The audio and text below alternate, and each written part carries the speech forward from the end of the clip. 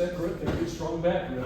Left foot steps in, right foot jams, rolls back over his right shoulder, right over on top of him for the Oseko.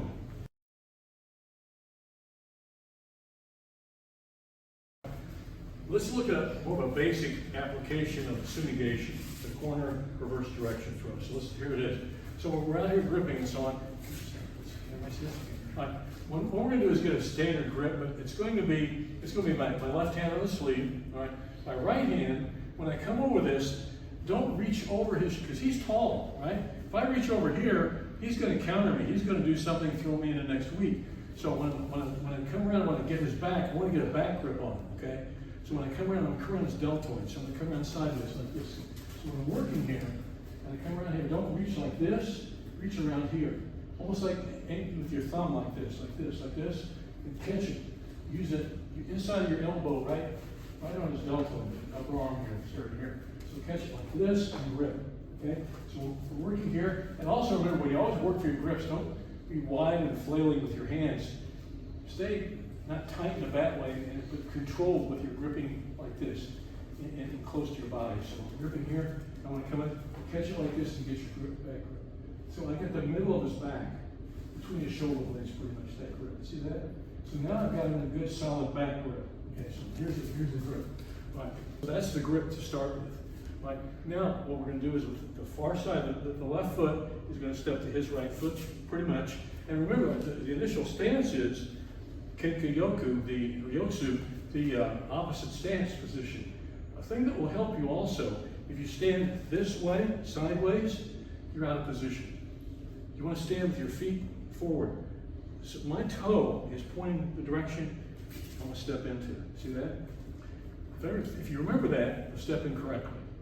Okay, so if I stand sideways, it's weak. It's not a good strong position to start with. So like this. Okay, so I've got him like this, and when I step in, I lower my level, and I'm getting very close. My chest is really touching onto his chest, like this, and I jam my foot. So when I jam my foot, my upper, my lower leg is going to jam just above his knee inside his inner thigh. So like this, step in and jam, and I'm pulling him tight to me, and I'm going to roll back to my left side. So watch how he does it. We'll coach you through it. He gets that grip, that good strong back grip.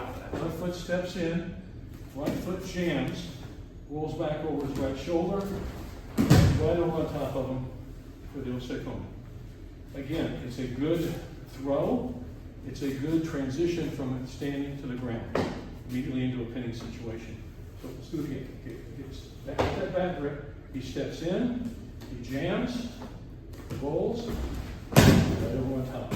And when Jake is doing this, he's rolling over his right rear shoulder, his corner. That's why it's the corner reverse direction. Do one quick speed and we go. Okay. Step in. And you got it. Okay? That's the standard, pretty standard application of Sumi Gaeshi. Some of you may like this as opposed to the cross grip we've been working on too. You may like this. It could be your preference. Okay? It's a great throwing technique. I'm a tall guy, and I always prefer this. I always was heard this as a tall man's tomonagi, or circle throw. So instead of circle throw, a shorter guy might like, a taller person like me, or even pretty much the same height as your opponent, you may prefer this as your sacrifice move. It's a good sacrifice technique. So tell me what. Okay, let's practice.